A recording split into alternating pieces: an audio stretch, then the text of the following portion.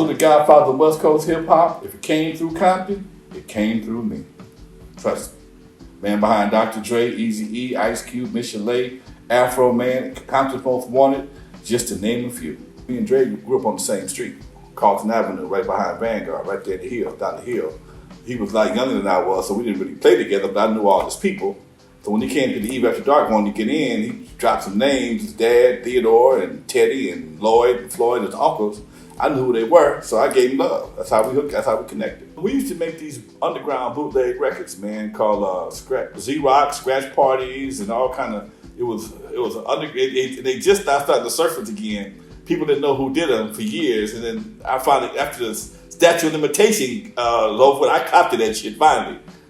Dre started making the beats for those records, and he wouldn't just mix them. He would add music to them. He would add a drum track on the bottom, and he would add maybe some keyboards, some hits or whatever, just to make it a little more exciting. And that shit was selling like a motherfucker. But because it was illegal, I didn't want to get too embedded in that shit. Because as a young cat in the early '80s, every record says it's a federal offense. It violates his copyright. Mm-hmm. I didn't want to go to the feds over no goddamn record. So that's when we started investing in equipment and buying real shit. Started doing legitimate stuff. Master P. Yeah. That sample from that turned out to be his first breakthrough hit. Record, yeah. How did y'all hook that up? How did y'all arrange that? It wasn't no hookup, man. Just so it happened, I had done business with a company out of Tennessee. And the record jumped off down south first. Jumped off down south real big. Turn Off Life was a big song, especially down south for us. And he had sampled it and never got a clearance from me. Mm-hmm. So when I heard about he had sampled the shit, what was happening, he was at 200, almost 300,000 units. And to talk about to give him my money. Wow. So he tried to come later? It came real late, okay? It could have came with a check up front. It'd have been a whole different story, but now we had 300,000. I'm giving away money now. I don't give away money. I give away money to churches and kids. That's it. So let me ask you this. So that means you own that record? I own the master, and I own the publishing, and I own the publishing and half the writers. Oh wow! Ice Cream Man. Y'all hear that out there, people? It's always best to go clear a record from the beginning. Clear your record, because if you'd have cleared it with me, you might I'd have gave you some love. I heard Ice Cream Man. It was alright, but I didn't think it was gonna do all that. So, you might have got love. Hey man, give me 20 grand or something. Whatever the case may be, you could have got you a clearance and maybe something to publish it. But once it hit 200,000, that's a bad business move to give away money now. Being from Compton and being from the era of hip hop that I come from, everybody knows Alonzo ain't never been no gangster. He ain't no punk. But back in the day, man, you didn't have to be a gangster to be respected. Okay, I never carried that flag, so I never had to use that card. But I've had issues like everybody. Any real man got to have issues. Okay, had issues, especially running a nightclub on Avalon Segundo. Mm-hmm. But I had enough partners who was real about it. Hey man, don't worry about it. I got this right here. Don't worry about it. Cats like Yellow Ice, that's my boy. Okay, but when it became Eve After Dark and Alonzo, you don't fuck with that. Okay, you don't fuck with that. Then when I moved to Tudos, I had Reggie Wright Sr. Reggie's dad working security. He was on the gang detail. My first cousin was Philip Bailey. They man was Compton SWAT meet. So I always had cats around me that had them connections. So I didn't have to be a gangster in my business. And being a DJ, records get you into a lot of shit that you can't get yourself out of. Okay. But on the same token, I knew cats. I've been around long enough. Niggas know this thing ain't no gangster. I couldn't sell that to nobody. Okay. Plus, for me, I'm 8 years older than Dre, 5 years older than Yella, and 12 years older than Cube. The fuck I look like being a gangster with these kids? Exactly. I'd be an old, and then I wasn't a leader. Come on, man, that wasn't a good look for me at all. It wasn't. It just wouldn't have worked. It wouldn't have worked for me. Dre came to the Eve. He came with Easy.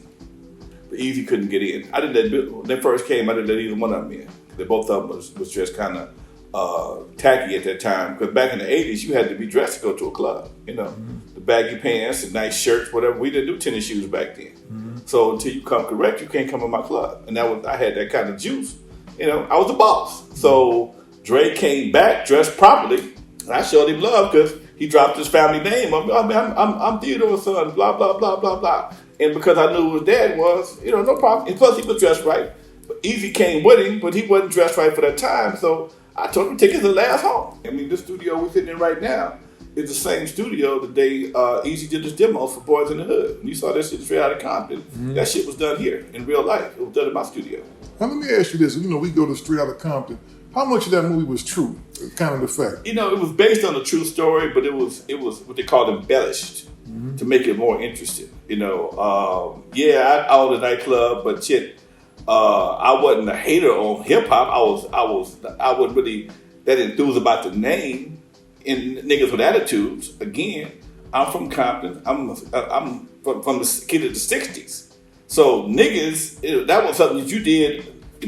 We kept private. I never thought that name would fly. Okay, and that's a true story. But I never hated on hip hop because I was the first one to bring Run DMC, Curtis Blow, and all these cats to West Coast. So why would I hate on hip hop if I'm already bringing hip hop artists to the club? But again, they took some real facts and added some. They took some real facts and colored inside the line, but a little bit outside the line to give us some extra flair. Jerry Hiller came to the picture, man. Everybody was at Macola. Macola was a big distributor out on Santa Monica Boulevard. And when we got too big for our first manufacturing company, which was Bill Smith Custom Records out in El Segundo, this cat named Duffy Hooks had put Macola up on the distribution game. Well, we got all these artists coming through Macola, and Jerry Hiller was a former booking agent. So he figured at some point in time he can get lucky, and he would post up in Macola and just talk to the cats as they come through there. And if you had a hit record, he talked to Don, the guy who owned Macola, who got the hit record, and then he'd go get in your ear. He got it in Egypt, he got it in LA Dream Team. He got it at me first, but I didn't want to sign to him because as soon as he got it at me, CBS called me up, hey man, we got some money for you. And I'm like, what the fuck I need him for if I got check waiting on me already? So me and my lawyer cut the deal, but he was still around because he knew we was good to go. And once we signed to CBS, we had a little money issue with the union. Jerry came in and fixed that for us, and then Dre and Yella and everybody was like, "Oh, we need to sign Jerry. We signed to Jerry." Meanwhile, Easy is hearing all this shit. So we signed to Jerry Heller, and then Easy wanted to meet him. I put them two together, and like I said, again, it was one of the things I never thought it was going to work. But what the fuck do I know? You think it was his intent to do the whole divide and conquer thing to kind of get you out the way? Yeah, I've always thought that. I mean, we was always cool because Jerry knew I kept my ear to the streets, but he also kept me enough, kept them guys away from me enough, or early enough, that they could, it built up a wedge between us.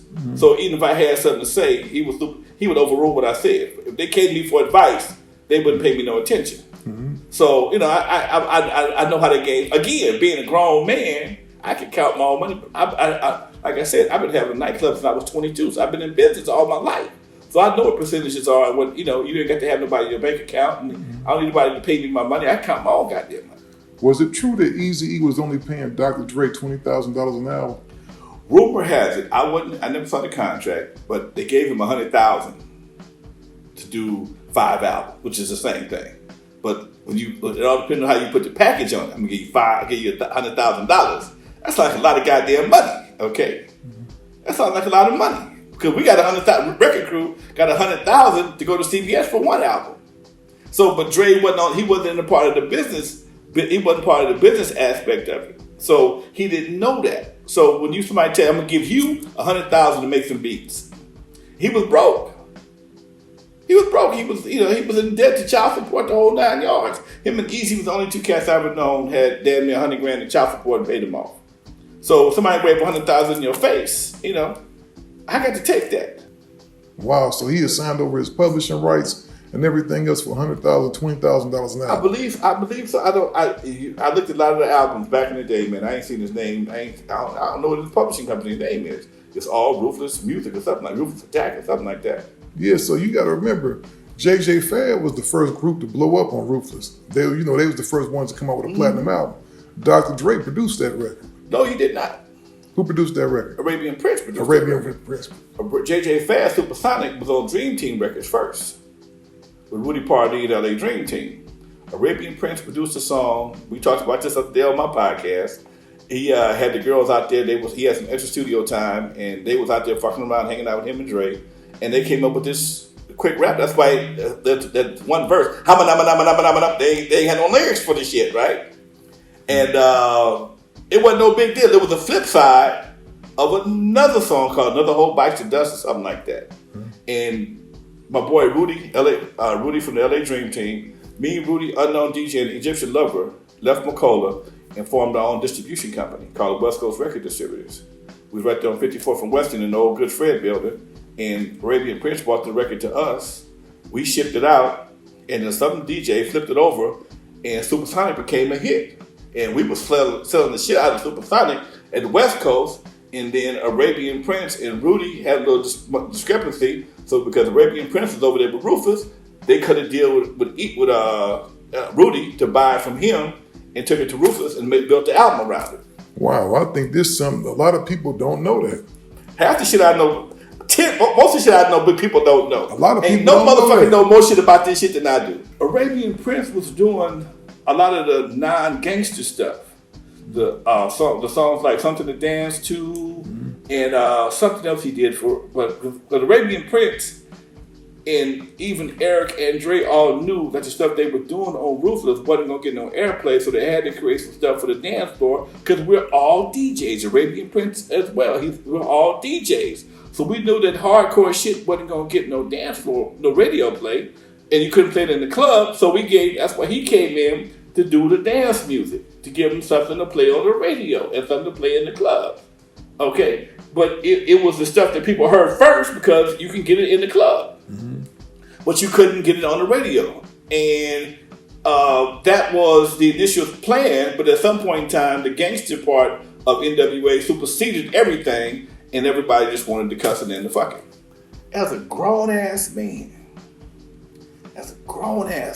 I look at all the cash and all the money they made. Yeah, I wish I had some more money. Trust me. I can use me a mill or two, okay? But I can sit here and I can go anywhere I want to, man. I don't need no bodyguards. Ain't nobody fucking with Lonzo. They see me, I get nothing but love, dude. And that's the part I think that cats don't really appreciate. When you get to be 62 years old on the streets and healthy, and you can do what you want to do. I just left a club after 40 years, man. Now I'm working with the cats in the county that's getting out of jail and doing some other shit. So, it ain't big money, but it's what I like doing. That I've always been a mentor to cats. That's my natural passion. I mentored Dre, that crew. I've mentored about 5 different crews since then. So I got everything from billionaires to fucking cops, preachers, everything under my belt. And I'm still respected by the police and the gangsters. People don't pay attention to shit. They just want to see the end results. Easy was never trying to be a celebrity. He was never trying to be a star. He was trying to make some money. And Dre threw him in the studio, and the shit worked. Easy told me on that fucking deck outside one day when we were sitting up here, Yella was doing pornos in the studio right here. We was outside waiting for him to get through doing the scene. And he said, "Man, how do you feel being a celebrity, man?" He said, "Man, I ain't no celebrity, but as long as they gonna buy this shit, I'll sell it." Okay? Yella had some money, he bought a camera, and he would come back in, went to the studio, and if you look around the studio, each one of these walls are different colors for a reason. We would just change the bed around or put some sheets over the bed and make a different scene. Okay? And that was something that he did for a good little while until the bottom of that shit fell out. The digital cameras fucked that shit up. Okay, then everybody started getting naked for free. The Pornhub showed up, and he stopped doing that shit. It just was I guess for a member of NWA, it was kind of a natural progression. But again, he didn't have no place to do that, and I wouldn't do it. I just had this big ass room back here. I'm like, well, break me off. You can rent it for the day. This Wallwood here back then, so it was a lot bigger. But he did a lot of productions here in the beginning. I knew Ice Cube because Dre's cousin Jinx, they would hang around here sometime with Dre, okay? And they had won a contest. They had lost a contest at World on Wheels. And at the same time, I was negotiating a deal for Wrecking Crew at Sony, okay? And Larkin Arnold, who was our executive producer, he asked me, did I have any more groups? I didn't.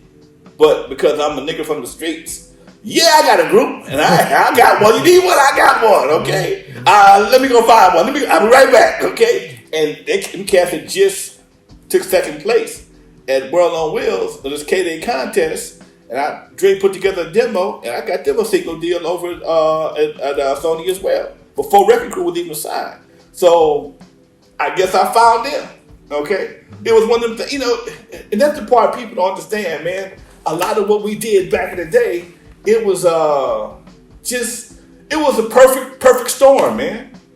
Wow. And I was old enough and had enough business sense I've never been selfish with people, okay? I've always looked out for cats. That ain't my get down. I'm a giving cat. Nigga, if I can help you, come on, let's go. Okay? And everybody don't do you. Everybody ain't like that. So that's why I'm the godfather. I've helped so many cats come through here. Like I said, Afro Man, one of my main guys, man. He's another one of the cats that started off with me right here in the studio. Okay? Yeah, he made a lot of money. He made a lot of money off of one song. A lot of people don't know that. But he listened, he took care of his business though. He listened, he took care of his business. Afro Man is still independent right to this day. If I called him right now, he answered the phone. Yeah, because I know he's still making a lot of money on the road. He's still making, and he did his thing before we was even legal. I was watching Lethal Weapon with my boy, Dwayne's boy, and the first thing I saw, his son sitting in the pool, and Afro Man, I got high. I got high. That's major dollars. I talked to Dre a couple years ago. I hadn't talked to him since then. I'm going to buy his pad and kicked it out on the deck one time, man. Just had a good look. That's the first time I've talked to him in like 25 years. Me and Cube communicate from time to time. I'm working with him. I'm trying to get him to do a thing on my documentary right now. He said he would do it. So I haven't talked to him because it's hard to get him on the phone, but I got a number. We can text back and forth and email or whatever the case may be. Me and his manager, Brother Ryan, we communicate from time to time. So it's all, it's relevant. Dre didn't want to go nowhere. See, Dre was hurt, man, more than anything. Dre was hurt that his homeboy would fuck over him like that. Okay, Dre is a very trusting cat. If he thinks you betrayed his trust, he ain't gonna fuck with you. Okay, and that's what happened when Jerry Heller came into the picture. Everything went from being the homies to being all about business, and that's good. But you still gotta take care of the niggas that took care of you. That's how you got here with him. Him and his beats got you here. Everybody, if he got a house, I need to have one too. I mean, if I got a house, he need to have one too. Dre, Easy, and Eric all lived in the same neighborhood up in the Topanga Canyon. Okay, up in Hidden Hills, I think it is. They all live in the same neighborhood. Easy lived on the same street as Dre did. I mean, Easy and Jerry lived a few houses from each other. Dre lived around the corner.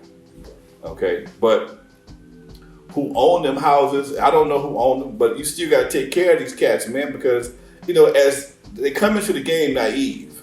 Okay, this is where people get screwed up at. When you come into the game naive, you're hungry to be on. Okay, and then once you get on and you blow up, you start talking to people who've been on for a long time, and they realize, oh, you ain't get no publishing, you ain't get no writers, you get $20,000 an album, nigga, for you. That shit was platinum. You the whole backbone of this shit. So you start realizing your value. Then you want to go back to the table. Somebody give you a piece of paper and say, hey, man, that's the contract, okay? Well, you know what? If that's the contract, I'm out. And that's why shit breaks up. Business is based on paperwork, okay? But them cats sit in my house where we are today, and that deal was supposed to be a four-man group, a four-man partnership. Easy, Dre, Yella, and Q. Easy, Dre, Easy, Arabian Prince, and Dre, Easy, Arabian Prince, and Yella. That was supposed to be the owners of Ruthless Records. And at some point in time, they went all to Easy. Then went to Easy and Jerry. Jerry stayed away. He stayed back far enough in the beginning. So if it blew up, it wouldn't then get on him. Mm-hmm. I worked for Eric. I worked for Ruthless. Then all of a sudden, I'm partners with Ruthless. Once it got accepted, and it became a partner. When Eric died, he my part of the money. Do you think that's what made it so easy for Suge to wrangle up in there? Suge represented something that was more real than Jerry. Okay, Suge came in with some street shit.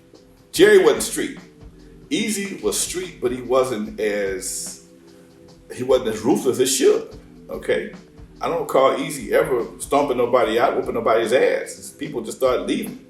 Okay, Jerry may have talked him out of that kind of activity, but we know for a fact that Suge had cats that were putting hands on dudes. Okay, put niggas in hospital, slap shit out of a woman, didn't give a fuck about nothing. So that gangster attitude, Ruthless was coming down, and here comes Death Row. Okay, with some real shit, Snoop and Dre and Dog Pound. You got some real dudes. You got these cats over here that's acting. These guys over here is active. It's a big difference. It's a big fucking difference.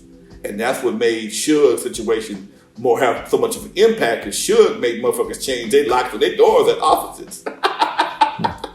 Suge was necessary, but Suge, like so many cats, needed somebody to talk to him, but hey man, slow your roll, dude. You got this. You already won, nigga. Set your ass down. You won.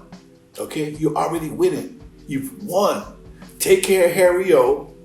Stop doing all this excessive gangbanging and shit, and enjoy your $500,000. That nigga was making a $500 million a year, man. That nigga had more number one hits than anybody ever seen in all my fucking life. But you won. And at some point in time, you got to not really cut off the streets, but you got to distance yourself just a little bit, because now you're spending too much money on lawsuits, man. You going to fucking prison, you going to fucking jail, you get everywhere you go, it's a motherfucking shit. Nigga, that shit is expensive. Lawsuits is fucking expensive. Mm-hmm. I don't give a damn how much money you got. Lawsuits are expensive. Staying out of the penitentiary is expensive. Going to the pen and having somebody else run your shit is expensive. It never was the same again, man. When Death Row dropped the album, man, that shit came out like a motherfucking movie. Okay? It was all kind of marketing shit everywhere. Ruthless started that shit. Ruthless, when the Ruthless product came out, you saw that shit on bus ads everywhere. Billboards, everywhere. Death Row took that shit to another level. Okay? Took it to another level, and the music backed itself up. Okay? Mm-hmm. And that was the first time you had some real gangsters, some real serious, active cats that was making music. And that right there changed a whole lot of shit. Did you see the whole transition? Did you know when Easy got sick? Could you tell the difference? Easy was here about a month, maybe 6 weeks before he died. Easy was the only one that came back to my house after he got rich. Easy is the only one that ever gave Alonzo a check for anything after he formed Ruthless Records. Me and Easy had a love, hate relationship in the beginning. But he learned to respect me, I learned to respect him. Okay? So when he would come by, he could come out my house, as you see where I live at. And a bunch of cats hanging out. So he would come over here, he would meet his two bodyguards, big Samoans. He would go do his dirt and come over here and meet them. His girls would be calling him, man, I'm over Alonzo house. That was the story. Then they would meet, go take care of their business. He would come over here on a regular basis, even when Yellow wouldn't be here. And just sometimes just kick it and hang out. Because he knew he'd come over here, he wouldn't get jammed up, he wouldn't get recognized. My neighbors don't know half the shit that happened over here. Mm.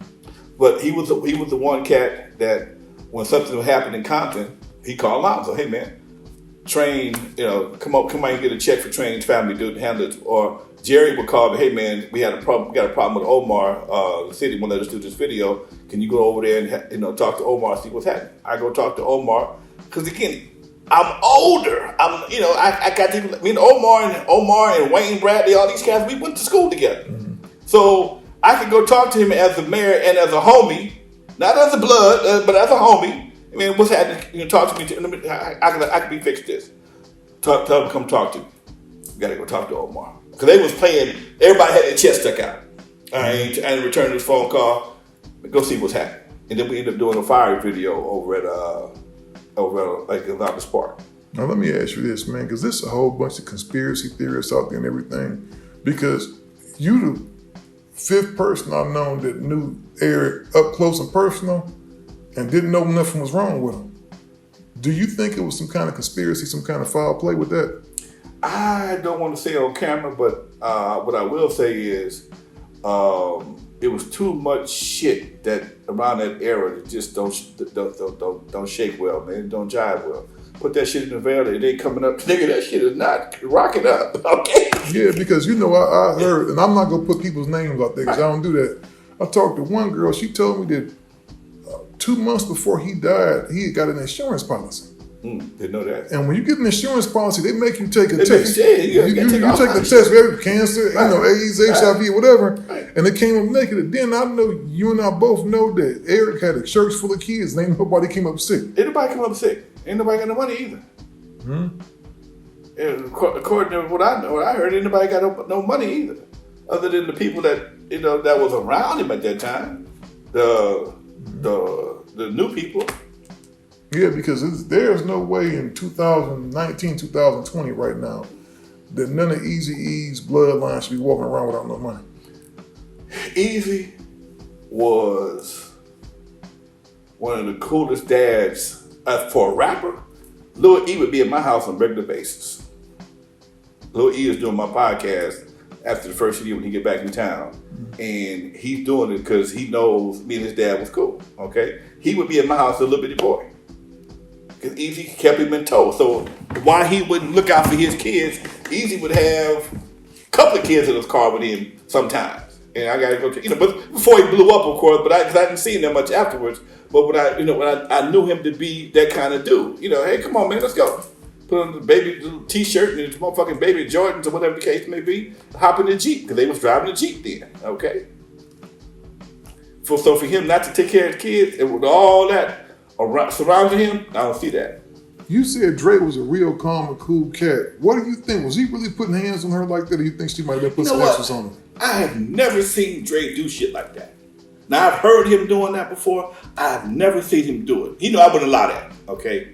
In my house, I didn't know niggas, they don't argue, they don't fight, they don't gangbang, okay? I didn't allow that shit at my house, at my domain, okay? If you got a problem with somebody, take that shit someplace else. Now, he was always known for running women like a motherfucker, and they would get crazy sometimes, but I'd never seen him hit it. But also, at that time, wasn't nobody drinking no alcohol or smoking no weed around this motherfucker. We wouldn't even style yet, huh? So you wouldn't allow them to drink or smoke? No. It wasn't I didn't allow them. They just didn't. Okay, I was smoking and snorting cocaine and shit. They wouldn't. It was like my nephews. Okay, They was like my nephew. I'm 8 years old. If I'm 25, these niggas is 17. They some little kids. What the fuck I'm having my kids watching me do shit like that for? If I'm drinking, smoking with my buddies, I'm going in the house or going someplace else because I got my friends ain't they friends. You see what I'm saying? It was a respect thing. I did. Plus, I didn't want them to see me do what I was doing because I don't want them to put that on me. Okay. If we doing a line or two, because back in the 80s, niggas did lines. Yes, they did. Yeah. Okay, niggas did lines, and if I don't tell you I did that shit, you would never know. But that's what we did. That was our party. Okay, drink a little champagne, do the motherfucking line. I'm in the record business. Okay, that shit was everywhere. Okay, so I didn't want them to. If they came in the office, I'd close the door. Hey man, what you need? Okay, so no, it was a different thing, man. So I think some people do stuff for shock value sometimes. You think that was all, not to dispute what she's saying, because behind closed doors, you never know what happened. Well, I've heard people who have witnessed shit like that. I've talked to people who have actually witnessed that shit, okay? Mm-hmm. They said it has happened. I just said, I ain't never witnessed it before, okay? Mm-hmm. Again, back then, these cats, they weren't even 21 yet. They wasn't drinking around me. I heard, sometime when I had a drink or two, he might got a little handsy. That's what I heard. Yeah. I ain't never seen it. It might definitely been a liquor. Liquor brings a lot of people. Everybody can't drink. Mm-hmm. Liquor turns some people into whole different people. So yeah. Who discovered Miss Chalet? I did. I gave her first project to sing. A brother named Smooth brought it to me first. Okay, I ain't seen Smooth since then. Okay, but and understand this. I'm 62 years old. I'm a grown ass man. Okay, my credibility means a lot to me. Okay, so I will tell the absolute truth, because at some point in time, Smooth may pop up to dispute what I'm saying. I don't want to be a lie. Smooth, this cat named Smooth, who was hanging at the studio, brought Miss Chalet to me. Okay. I didn't see Miss Chalet. Took her number. She was about 17 when I met her, 16 to 17 when I met her, and I took her number. I didn't use her for another damn near 15 months because my girl, who I wrote Turn Off the Lights for, was working with Kashif in Connecticut. I ain't seen Smooth again, so I gave Miss Chalet her platform. I was the first one to put her in the studio. First one gave her, a song to sing, and she had never seen the microphone before in her life. Who wrote that song? I did. Every fucking word. Yeah. They didn't want it. When I wrote Turn Off the Lights, nobody didn't want to have nothing to do with it. And I'm like, nigga, we just had a big hit with Lovers. I'm gonna do the same thing again and just funk it up a little bit more. Oh man, we got to wear jeans. No, we don't. Not Wrecking Crew. And I understand it worked out for them. I'm not mad about that, man. But at that time, that was the call I had to make. Okay? And that's the part about being a boss, cats don't understand. You got to live with your losses and your wins. Okay? And I can't say it was a loss for me. It broke us up. It sent them on a different direction. But when it came down to it, it was like a rocket ship. Okay, rocket ship go up in the air. The shit that got it up out through the atmosphere, it breaks off and go back to Earth. The rocket keep going, and that was my role. Okay, I ain't mad about that. That's why you at my house right now.